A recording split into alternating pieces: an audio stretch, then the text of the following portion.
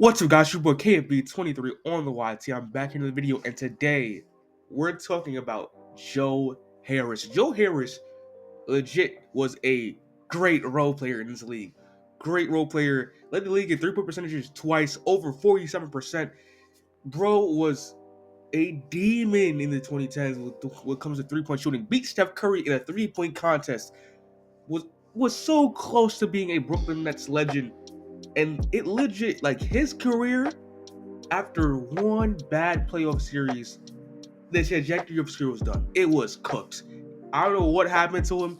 I actually do. I did the research on this video. It was over for Joe Harris after that Brooklyn versus Bucks series. That, I ain't gonna lie. If we go after that series, 2022-2023 season, he averaged 7 points per game, shot 43% from three.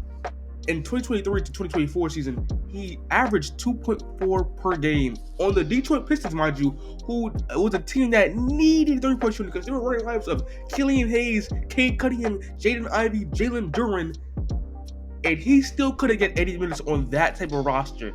Ladies and gentlemen, like, I will say that ankle injury he had that made his season a little short had a little to blame with it, but legitimately, he's one of those role players that was a demon in the regular season. Demon.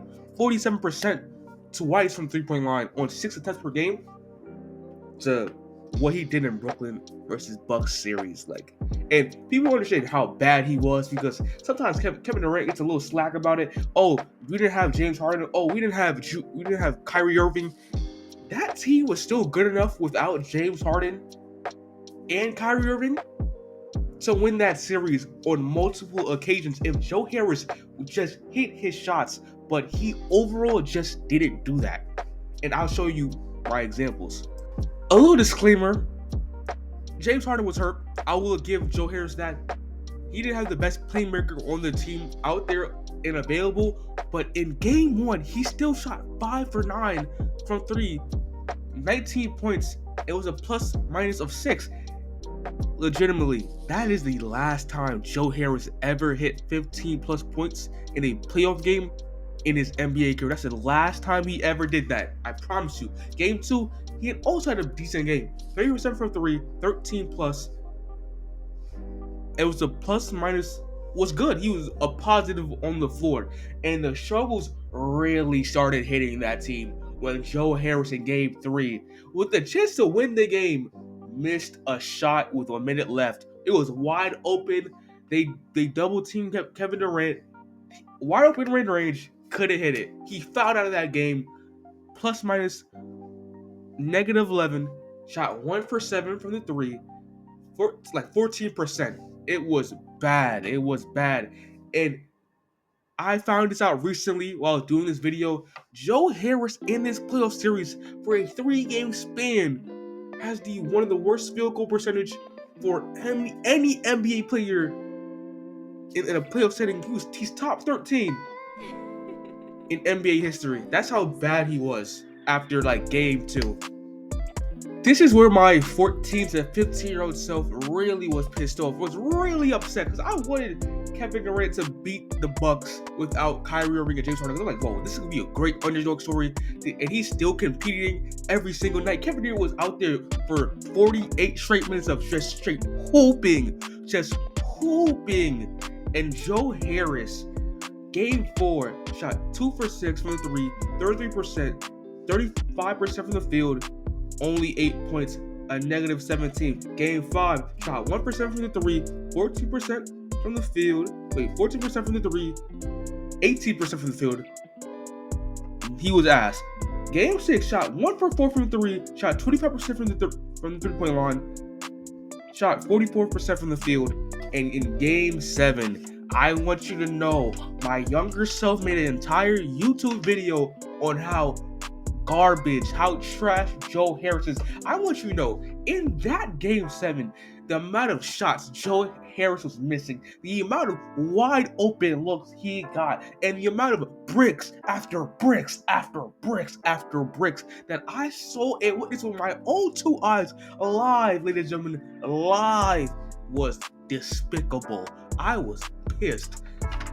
Game 7, he shot 3 for 9, 33%. Wait, sorry, I'm reading 3 for 9, 33%. Yo, I'm sorry. Me remembering it is making me frustrated. 3 from 9, 33%, and 30% from the field. And in that overtime, Joe Harris had a wide open, and I mean wide open look for a great 3-point shooter who had an amazing year that year. He bricked it. A chance to win the game. OT. I think he shot 0 for 2 in that overtime. He bricked it. And they lost. And I was pissed. People were pissed. Joe Harris sucked. I know Brooklyn fans now may just say, I forgive him. He was still a great career. No. I'm not a Brooklyn fan. He was garbage to me at that point. Not as a basketball player. Cool dude in real life.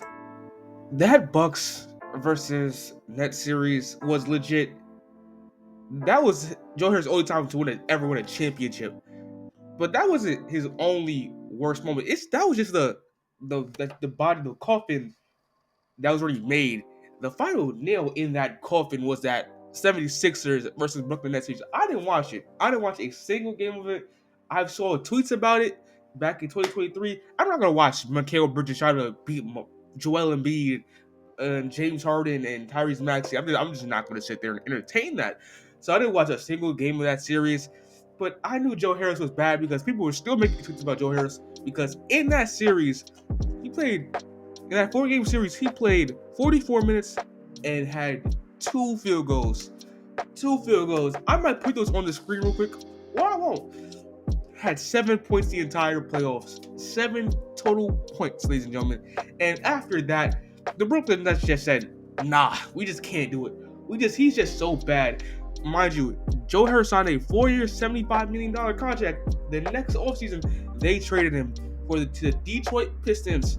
That trade involved Joe Harris and 2 second-round picks. So they had to offload his contract to make some cap room space because he was god-awful for cash consideration.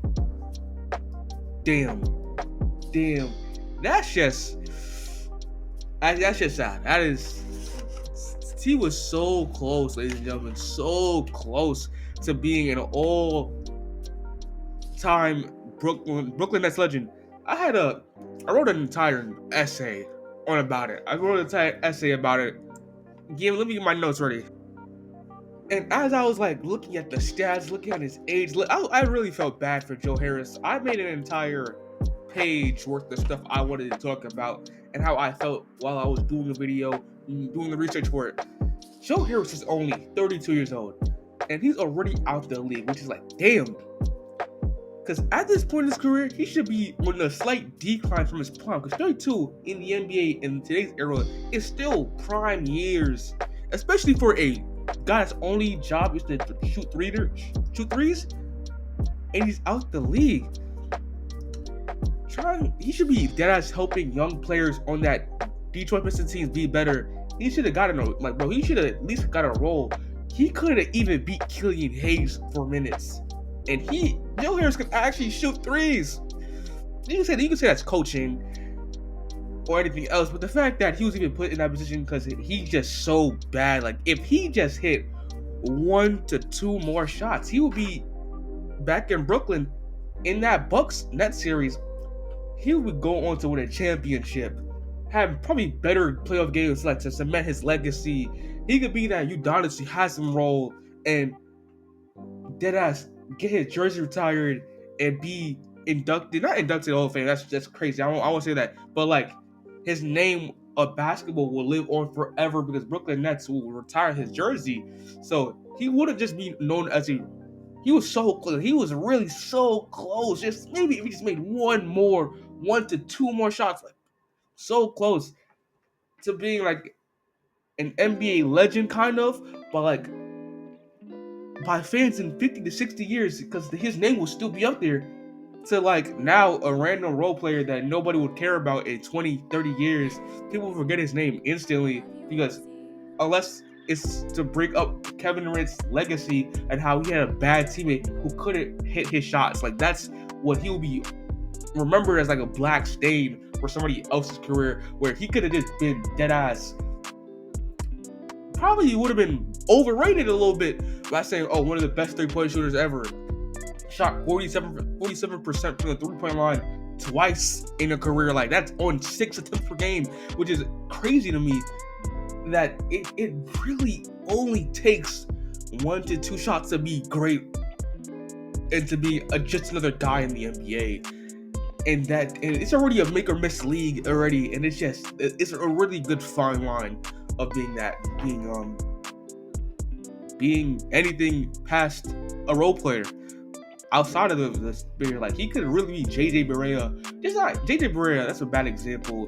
He could be Manu Ginobili, not on the same tier, but like was a role player, but will be remembered in San Antonio history. People will say his name for 50 plus years. That type of thing. That's what I'm getting at the moment. But yeah, I feel bad for him. It was it deserved that he miss all those shots and still had even worse playoff games after this. Yeah, it is. He should deserve to be out the league, respectfully, and retired. Hey, spend time with your children. I really hope you have a great, long-lasting life after this. Get your money up. Now relax. But I'm KLB23 on the YT, and I'm out. Peace.